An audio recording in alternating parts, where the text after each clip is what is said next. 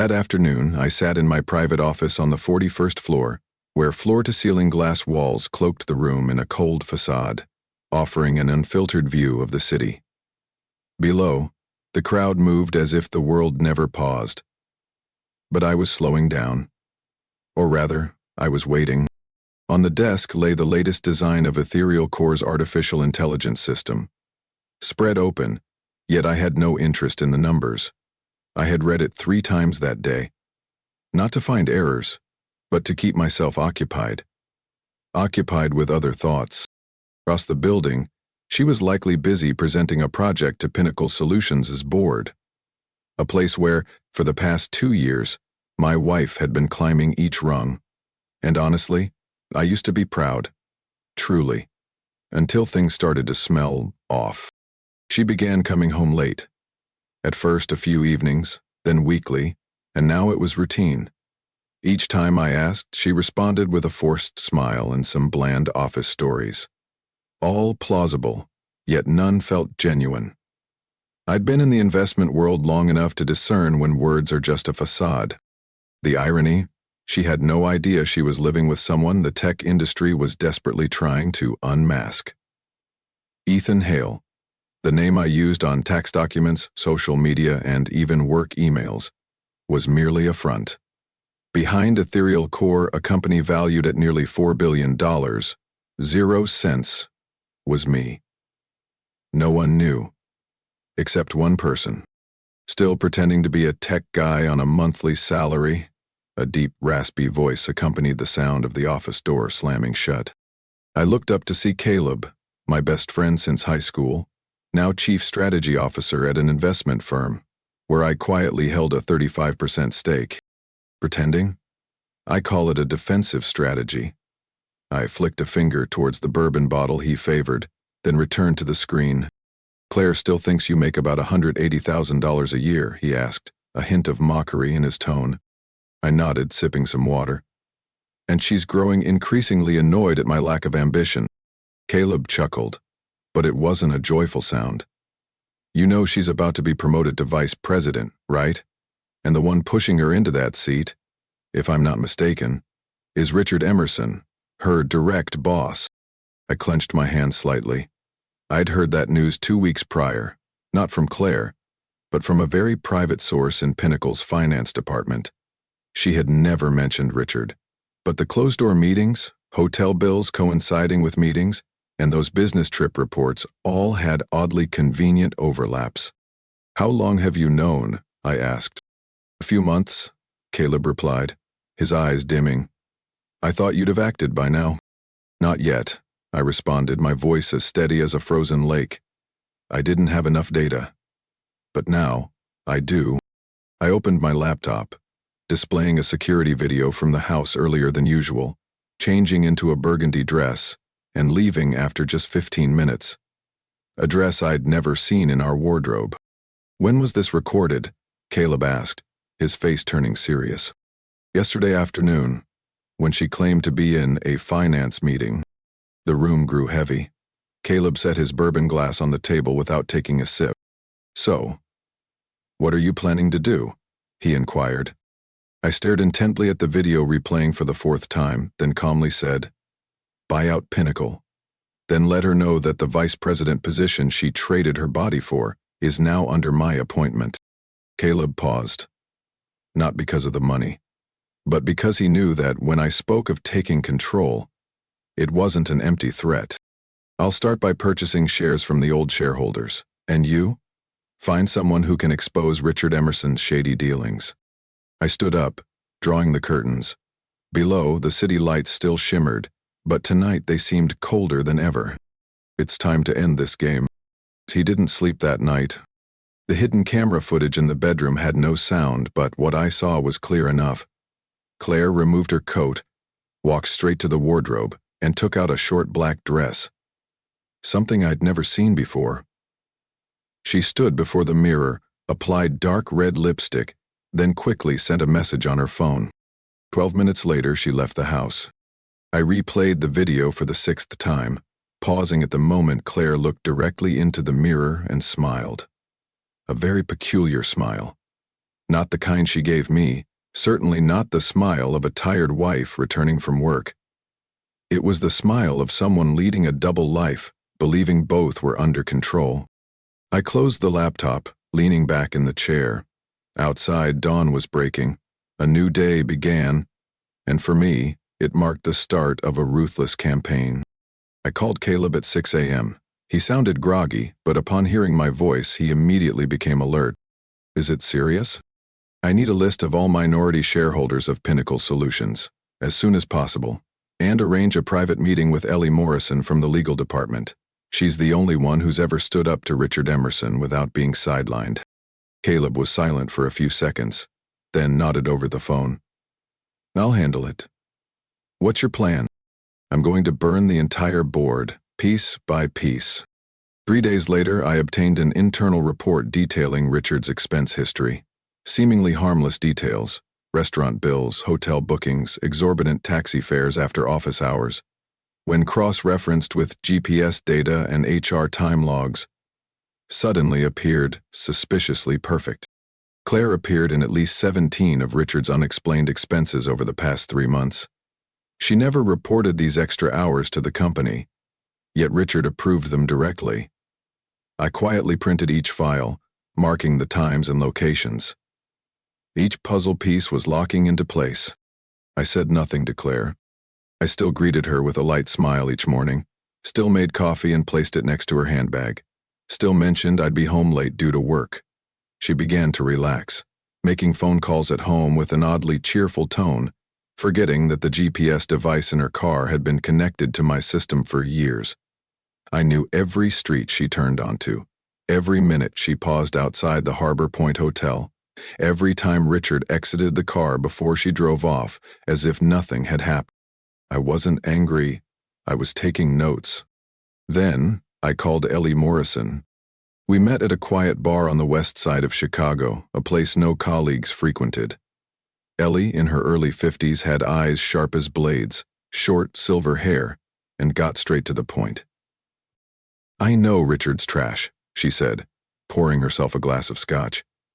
But you have to understand, he has an entire board behind him, family members on the executive committee, allies from old investment funds, and a few people I believe have taken under-the-table payments. I don't need to overthrow the board, I said, sliding a folder towards her. I just need to acquire 12% of the shares from those looking to cash out before announcing official ownership. If you front the legal side, I'll bring the rest to light on the day they announce Claire's promotion to vice president. Ellie opened the folder, skimmed through it, then looked up, unable to hide her astonishment. Who are you really, Ethan? I took a sip of coffee. A betrayed husband and an investor who doesn't like losing control. She chuckled. This deal, it's ruthless and precise. I like it. That night, I came home earlier than planned. Claire was in the kitchen, wearing the dress I knew Richard had bought, thanks to the receipt I'd pulled from his corporate card. I thought you had that meeting in Madison, she asked, mildly surprised. I nodded, smiling. It got canceled. They pushed it to next week. She set down her wine glass, eyes scanning me. Are you okay lately? Something feels different. I'm fine, I replied, holding her gaze. Everything's the same as always. I'm just working on something a bit bigger. Claire let out a soft laugh. Don't tease me like that. I simply said, you'll see when the time comes. In my head, every step was already scheduled. The Pinnacle announcement would be the moment I stepped into the spotlight. And Claire, she would learn precisely how badly she'd bet on the wrong person. And that mistake would be unveiled in front of the entire board, in an eruption of silence and disbelief. Only 2 weeks to go. I signed the deal to acquire the final 4% of shares at 2 a.m. inside a nameless conference room on the 27th floor of the Langford Hotel, where the cell signal was so weak we had to use a private Wi-Fi network. The seller was a struggling real estate investor offloading his non-core assets. He had no clue he'd just handed over the keys to Pinnacle Solutions to the unambitious husband his wife once met at a spring gala, where she referred to me as that cute IT guy in front of her friends. At that point, I quietly owned 51.4% of Pinnacle, enough to control every major decision, including executive appointments. Caleb called the moment the transaction closed. His voice sliced through the night like a drawn blade. They still haven't caught on. Emerson thinks the buyer is a finance group from Luxembourg. Claire's promotion ceremony is still set for this Friday. I leaned back in my chair, eyes drifting toward the distant line of streetlights, as if charting the last direction before the ship turned course. Good. That gives us 5 days. The next 2 days were spent with Ellie Morrison and her legal team. Every document tied to the acquisition was sealed and signed under the name Northwind Strategies, a shell company I controlled through 3 layered trusts in Delaware, the Bahamas, and Ireland. The plan was airtight to the second, from the ownership notice sent to the board at exactly 8:59 a.m. on the big day, to the retirement speech of CEO Martin Warner citing health reasons. We even timed the opening of the private elevator at the main conference hall, so that when Claire stepped onto the stage in the red dress I knew Richard had chosen, she'd be face to face with me, not as her husband, but as the new owner of the very dream she sacrificed everything to chase. Wednesday, I got home later than usual. Claire was sitting on the sofa, laptop on her lap, her face glowing under the soft desk lamp. She turned to me, lips curling into a smile just warm enough to pass for intimate. "Did you eat?" I nodded. "Had dinner at the office. You?" "I ordered Thai. There's a plate for you in the fridge if you change your mind." Her voice was casual, like any other night, like our lives were nothing more than meetings and deadlines. I sat beside her, pretending to glance at the screen. She was refining the final draft of her presentation for the ceremony. "They picked the right person," I said, keeping my voice even. "You'd deserve that role." Claire looked at me, a flicker of surprise in her eyes before she smiled, seemingly moved. "Thank you. You know, I used to worry that you wouldn't understand why this mattered to me so much." I smiled faintly. "I do. Very clearly, in fact." Had she looked deeper into my eyes then, she might have sensed something. But she didn't. Instead, she turned back to her slides, softly humming a tune I hadn't heard since the early days of us, when what she wanted wasn't power or late-night meetings cloaked in secrecy. Friday. I arrived before everyone. Martin Warner waited for me in his top-floor office, where his nameplate was moments away from being quietly removed. "I've met plenty of buyers in my 30 years as CEO," Martin said, pouring me a glass of aged scotch. "But you're the only one who didn't negotiate for profit. You're doing this for something else. I'm still not sure if that's good or bad." "It's necessary," I answered, clinking my glass with his. "Because some things are worth more than money." Martin studied me for a long moment, then nodded. "Then good luck, Ethan. And remember this, power can intoxicate, but the consequences always sober you up." As I stepped out of his office, the prelude to the promotion ceremony echoed from the lobby below. All eyes turned toward the stage, where Pinnacle's executives introduced a new era of leadership. Claire stood backstage, fingers gripping her cue cards, chin high like a warrior about to claim her victory. She didn't know that in mere minutes the person announcing the new CEO would call a name she had never heard inside Pinnacle's halls. A name she thought belonged only to a quiet, unambitious man who sat quietly at dinner and never asked the hard questions. Ethan Hale. And this time, that name would be a declaration of war. Claire woke up earlier than usual Friday morning. She stood in front of the mirror, smoothing out the folds of her burgundy silk dress, hair styled in soft waves. Today was the day she officially stepped into the role of Executive Vice President at Pinnacle Solutions, a goal she'd pursued for 3 years despite the sacrifices. I sat at the dining table, pretending to scroll through emails as she emerged from the bedroom. That familiar perfume lingered in the air, instantly recalling the night she came home late, its scent still fresh on her collar. "I'm heading over early to prep the stage. Don't be late, okay?" Claire said, adjusting her earrings in the window reflection. Her voice light as a feather, yet there was a subtle tremor in it, imperceptible, unless you were really paying attention. "I'll be there," I replied, eyes still on my phone. She leaned down and kissed my cheek. Detached. Habitual. I watched the door close behind her, hand tightening around my coffee cup, the glass icy against my palm. At the same time, in his office on Pinnacle's 25th floor, Richard Emerson was frantically making calls. "This can't be happening. It's illegal," he barked into the phone, face flushed. "Someone's pulling strings behind the scenes, and I want to know exactly who." On the other end, the chief finance counsel's voice came through, weary. "We've triple-checked. The shares were legally transferred. All documentation is encrypted by the trust company. The buyer is a legal entity named Northwind Strategies." "Break the encryption," Richard shouted, "or at least find me the original stakeholder name." "We can't. There's a shareholder anonymity protection order signed by the current CEO, Martin Warner, just last month." Richard slammed the phone down on the table, his face drained of color. A cold sense of dread crept up his spine. Someone was flipping the table in broad daylight, and he was being forced to sit and watch. 10:58 a.m. The main hall was packed. Tech reporters jostled behind security barriers. The media buzzed, speculating over the vague press release. Today's ceremony will include a major announcement from senior leadership. Claire stood backstage, gripping her speech tightly, trying to steady her nerves. Next to her, Richard kept a composed face, but his hand trembled slightly around his pen. I entered through the executive side door, guided by Pamela, the new head of HR personally appointed by me. No one in the crowd noticed. They had no reason to suspect the man in a gray suit, posing as just another strategic consultant. Not until Martin Warner stepped onto the stage. "Ladies and gentlemen," he began, his voice firm and measured, "after 30 years of service at Pinnacle Solutions, I hereby announce my official retirement, effective immediately." A wave of whispers surged through the room. Richard glanced nervously at Claire, frozen in her blood-red dress.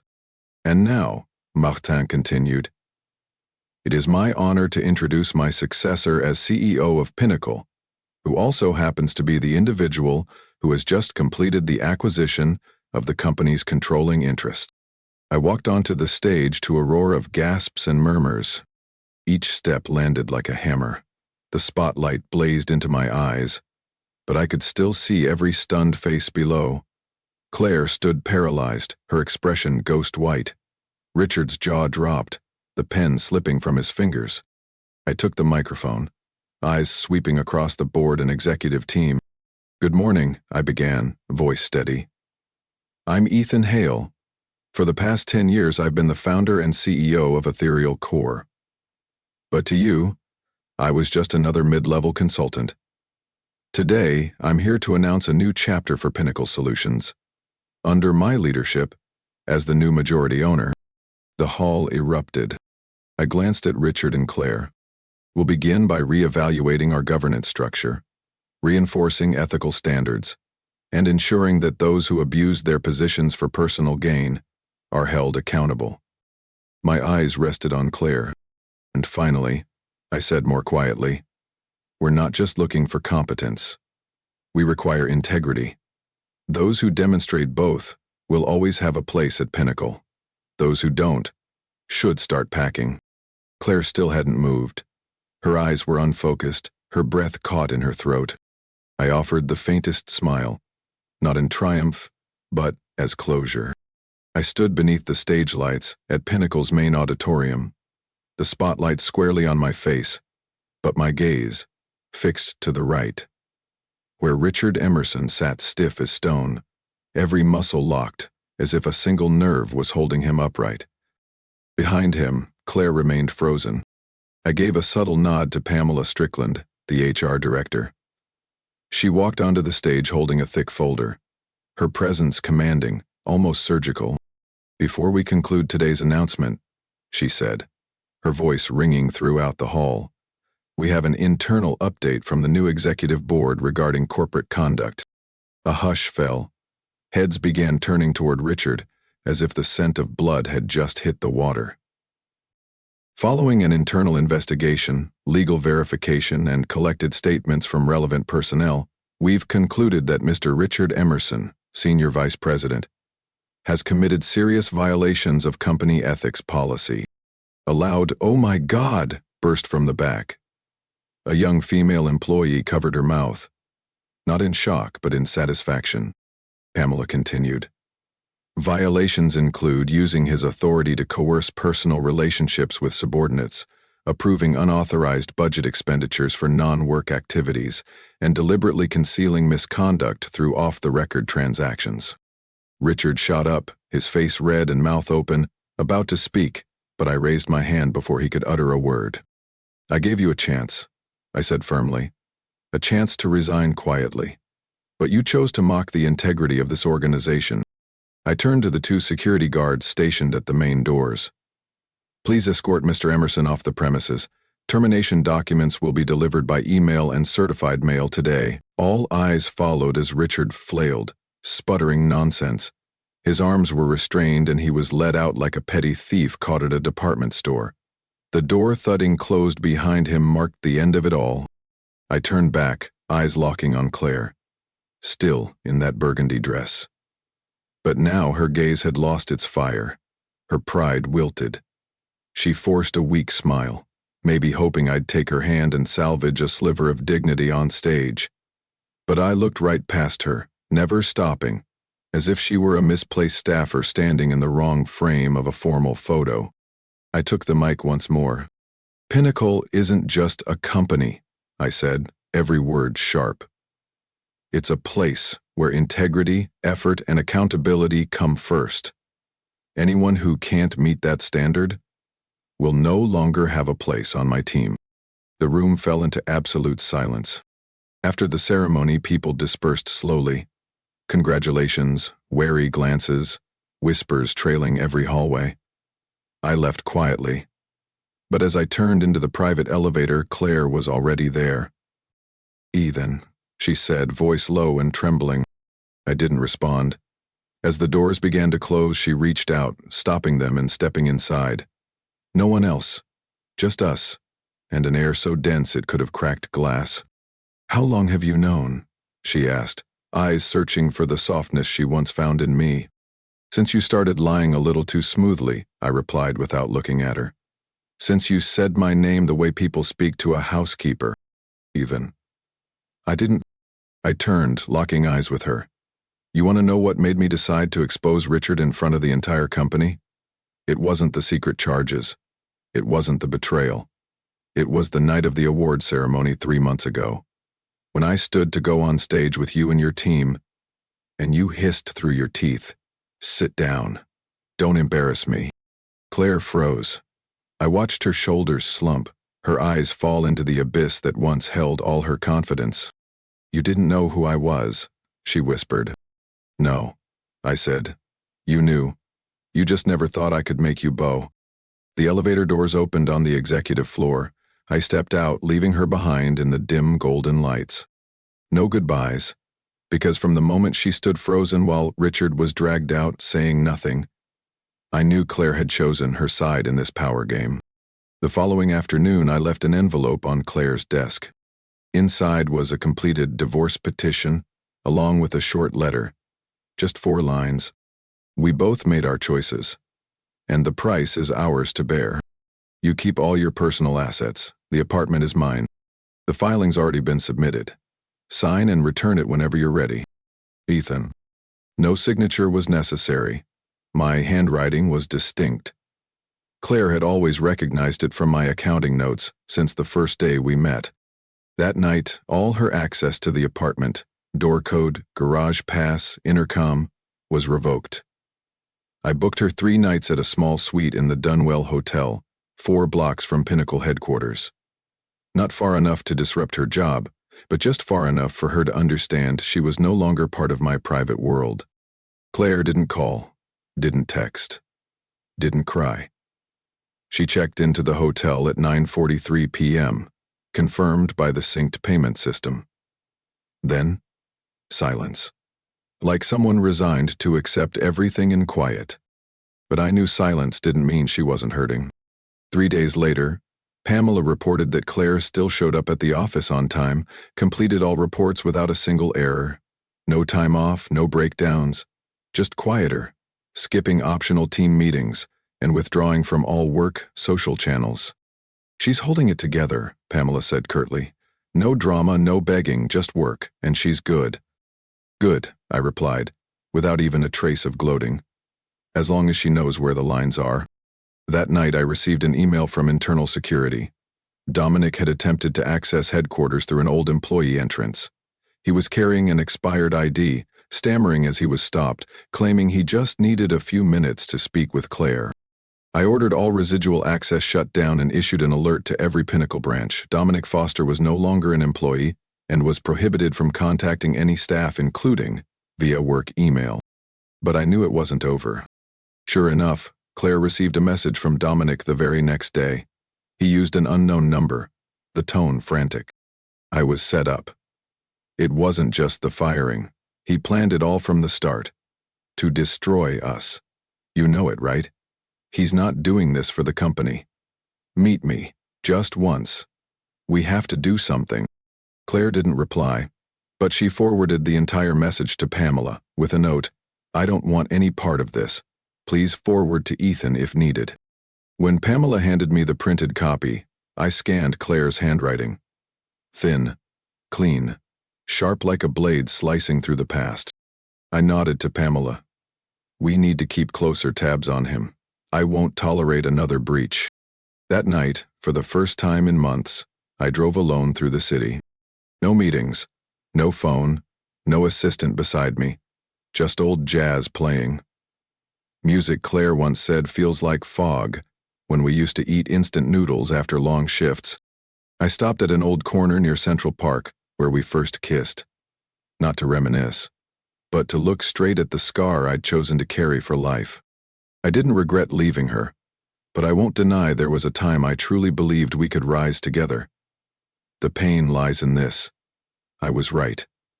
About her talent, and about her nature. The next morning, I signed an official order. Claire Baldwin would continue as Director of East Coast Operations. All reports would be submitted directly to me through internal channels. No intermediaries. I kept her on, not out of sentiment, but because I knew no one ran operations better than Claire. A traitor isn't the same as a failure. I didn't need to destroy her to win. True victory is when I control everything, while she lives and works with the consequences of her own choices, day after day. Never before had I understood the meaning of justice so clearly. The emergency alarm rang at 3:17 p.m., while I was in a closed-door meeting with the investment board on the 31st floor. Harold Zmosel, head of internal security, appeared at the door, pale-faced. No words needed. I stood immediately. "What is it?" I asked, walking quickly toward him. "Dominic Foster just got past the main lobby using the service elevator. He's carrying a suspicious object under his coat. He's on the 27th floor, the main conference room. The operations team is presenting the quarterly plan. Claire is in the room." A chilling wave swept through me, but my hand stayed steady. "Lock down the 27th. Call the police. Leave him to me." "Ethan, I don't think... I know exactly what I'm doing." I cut him off, voice like steel.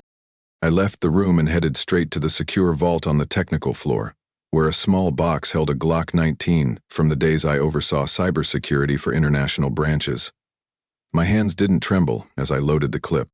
The hallway camera feed on the 27th floor streamed into the control room. Dominic stood in the center of the conference room, over a dozen Pinnacle employees frozen in place, hands raised, faces pale. In his hand, an old pistol. He was muttering nonstop. "You think you can just toss me aside and live like nothing happened? Claire, you're no better. You betrayed me the same way he betrayed you." Claire stood near the window, terrified yet composed. I reached the hallway just as Dominic started yelling. Security stayed back.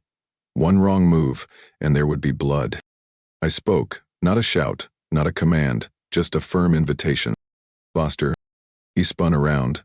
Gaunt face, bloodshot eyes, mouth twitching. "I knew you'd show up," he growled. "You think you're clever?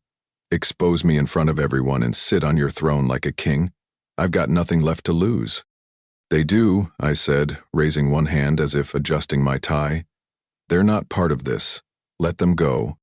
Shut up, Demonic screamed, lifting the gun toward a young male employee against the wall. The room inhaled as one, holding their breath. I didn't wait for him to pull the trigger. One shot tore through the silence, hitting Dominic square in the left shoulder. The blast ripped through the room. He collapsed, screaming, as the gun clattered from his hand and blood bloomed across his wrinkled shirt. Security rushed in immediately, pinning him down as sharp commands rang out across the room. I stepped forward, gun lowered, eyes locked on him. Dominic groaned, hatred burning in his gaze. You took everything. And now? Now you want to kill me too. I only protected the people you meant to harm, I replied coldly. You chose to end your story like this. Claire looked at me as I turned away. She didn't speak, just stared, as if asking, "Why did you save me?" I didn't answer. I didn't need to. The news broke like wildfire. CEO Ethan Hale bravely stops workplace shooting at Pinnacle HQ. Tech mogul disarms armed ex-E client, saves dozens of lives. Inside, the breathtaking standoff between a deranged gunman and the man who once loved his girlfriend. The press dubbed me the reluctant hero. They wrote about me as a symbol of decisive leadership and calm under fire. As for me, I thought of two things. My people were safe, and Dominic Foster was no longer a threat. He thought himself helplessly dead. At the hospital where he lay waiting for police custody, Dominic no longer screamed. He just panted like a cornered animal.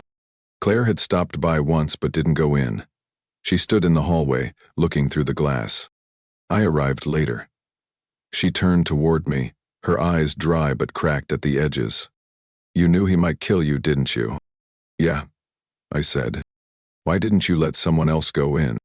Because this was between him and me, I answered, then added, You're not in the middle anymore.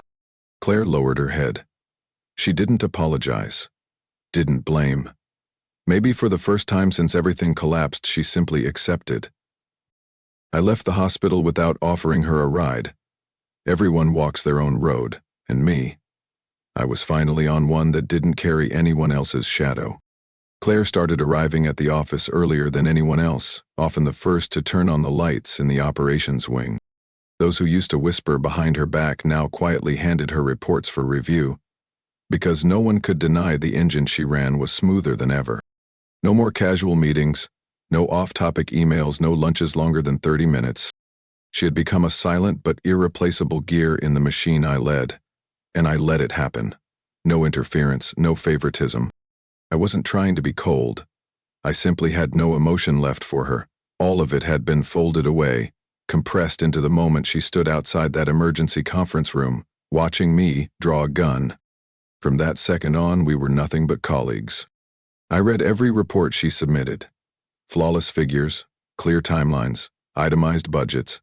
If anyone asked whether Claire Baldwin deserved her current position, my answer would be, absolutely. I didn't have to like her to acknowledge that. One late afternoon, after wrapping a call with our European partners, I saw Claire alone in the executive break room, holding a glass of watered-down iced tea. Do you have a minute to talk? She asked, her expression softer than usual. I nodded, walked over to a table by the window. She sat across from me, slowly spinning the glass like she needed something to hold on to. Thank you for not firing me, Claire began, voice slow and measured. Not everyone would have done that, especially not someone with every reason to. I said nothing. I waited. After everything, I've thought a lot about choosing the wrong person the wrong way. But not wrong because you were the more successful one, Ethan. Wrong because I forgot the most important thing about being someone's partner. She paused. I wasn't honest. Not with myself. Not with you. Silence hung for a few seconds. I rested my hands on the table, eyes steady on hers. Claire, I don't need a confession. I need an operations director who knows what she's doing. And you're doing that very well. You don't want forgiveness? She asked, not begging, just asking. I don't believe what's broken can be fixed with a single conversation. She nodded, as if she expected that. I don't want anything back. I just didn't want to keep living with things left unsaid. I stood up, picked up the documents I needed to sign. Then you've done that today. After that, Claire never brought up the past again. But the way she worked, more decisive, sharper, spoke volumes. I watched her go toe-to-toe with a regional director over allocation budgets and win with a bulletproof argument. She walked out of that meeting, not as someone seeking approval, but as someone who knew her place and her purpose. She no longer looked to me for acknowledgement, and I respected that. A week later, Pamela handed me the quarterly performance report. At the end of the review section were her notes for each department head. Under Claire's name, Pamela had written, "Efficient leadership, disciplined, no involvement in internal drama. One of our current pillars of stability." I signed it without changing a word. That night, in my top-floor office, I rewatched the video from last month's strategy meeting, where Claire presented her Southern Region restructuring plan. I wasn't looking for mistakes. I was looking for something else. Did she still avoid my gaze? No. She looked straight into the camera, at the board, at me, as a woman who knew she'd reclaimed her place, not with apologies, but with undeniable performance. I turned off the screen. There was no hatred in me, no lingering love either, just acceptance that some relationships, once fractured, aren't meant to be repaired, only carried with professionalism, respect, and the clarity not to look back. 6 months after that emergency meeting where I pulled the trigger in a room full of fear, Pinnacle had found its rhythm again. Revenue had grown 24% year over year. Operations were steady, no more names tied to scandal or whispering gossip. I never set out to build an empire. But if I had to rebuild something from the wreckage of betrayal, I'd do it this way. Clean cuts, firm standards, and keeping only what's worth keeping. One of those things was Claire. Last week, the board of directors sent me the shortlist for Executive Vice President of European Markets, a key role in our expansion into Switzerland, Germany, and the Netherlands. 3 names were nominated. I reviewed their resumes, accomplishments, and peer feedback. Then I set them aside and opened a separate file. Claire's performance metrics from the past 3 years. No need to search. The numbers spoke for themselves. "You're considering me?" Claire asked when I called her into my office that afternoon. She wasn't surprised. "Just looking for confirmation." "I'm not considering," I replied. "I'm appointing you." She stayed quiet for a few seconds, then nodded slightly. "Zurich's not an easy place to live without speaking German. I believe you'll adapt faster than anyone I've ever met." She smiled, this time without reservation. "You could just say you want me out of sight." "It's not personal," I said, eyes on the folder in front of me. "It's where your skills are most needed, and it'll give you a chance to start over, somewhere without old memories." Claire didn't ask anything else. She didn't bring up what we once had, didn't test whether I still felt anything. Because now, we both understood. Whatever bond once existed had ended.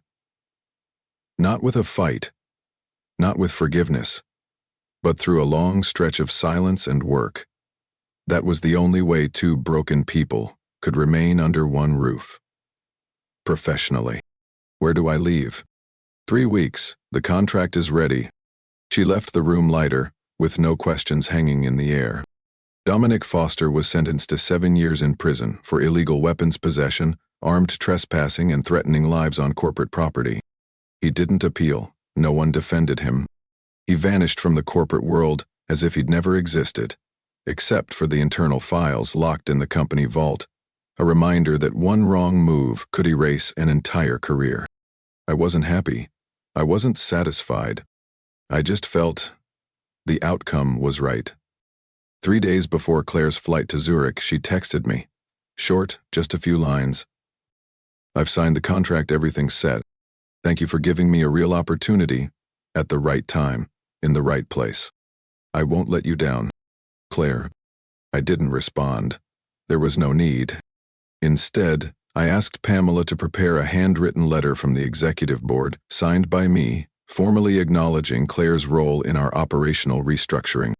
What needed recognition I'd put in writing, not emotion. The night Claire left New York, I stood alone on the rooftop of the Pinnacle building. A glass of scotch in hand, the city lights below looked like a living circuit board. Caleb, the only person who truly knew every layer of the story, joined me, jacket slung over one shoulder, hands in his pockets like always. "Claire's gone?" he asked. "Just took off." "How does it feel?" I sipped my drink. "Light. No resentment, no regret. Just time." Caleb was quiet for a moment, then asked, "So, after everything, what did you learn?" I looked out toward the glow of the city, then turned to him. "The betrayal rarely comes from strangers. It shows up in the eyes you once trusted most," I said slowly. "But it doesn't destroy you unless you let it define the rest of your life." Caleb laughed. "Poetic. Almost sounds like a closing line." I shook my head. "No. It's the opening to a new chapter. One where I build something that can't be betrayed. One that doesn't require loyalty, and still endures." "What do you call that?" I looked out at the skyline. "Legacy." Caleb nodded, tapping his glass to mine. "Then here's to that. Because you didn't just survive, you stood your ground." I didn't reply. I just lifted the glass and drank it down. The rooftop breeze slid past my neck. Not cold, not sharp. Just a reminder that everything keeps moving forward. And me, after all this, I was still walking on. No need to look back. No reason to turn around. Ethan's story wasn't just about overcoming betrayal. It was proof of what resilience and cold clarity can achieve. In real life, any of us can be thrown into situations of heartbreak, betrayed, underestimated, or stripped of what we thought was unshakable. But instead of breaking, we have a choice. Rebuild, reset, and move on. By reason, not revenge. Sometimes, forgiveness isn't about going back. It's about living better and rising above. What do you think about Ethan's choices?